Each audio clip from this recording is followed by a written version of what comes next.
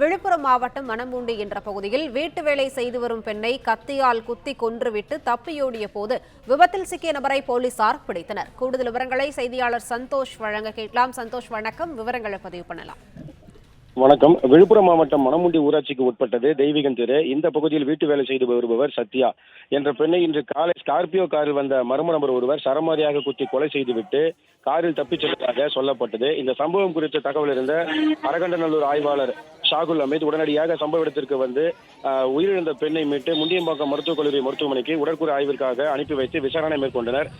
இந்த விசாரணையின் போது மணமுண்டி திருவண்ணாமலை சாலையில் திருக்கோவிலூர் பேருந்து பணிமனை அருகே இந்த ஸ்கார்பியோ காரில் தப்பிச் சென்ற நபர் விபத்து ஏற்படுத்தி விபத்தில் சிக்கியுள்ளதாக போலீசாருக்கு தகவல் கிடைத்தது. இதனை அடுத்து அந்த நபரை மீட்ட போலீசார் அவருக்கும் அடிபட்டு பாதிப்பு ஏற்பட்ட நிலையில் அவரையும் அரசு மருத்துவமனையில் சேர்த்து தற்போது அவருக்கும் சிகிச்சை அளிக்கப்பட்டு வருகிறது. மேலும் இந்த சம்பவம் குறித்து விசாரணை மேற்கொண்டு வருகின்றனர்.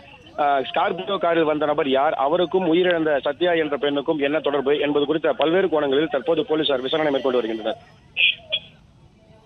விவரங்களுக்கு நன்றி சந்தோஷ்.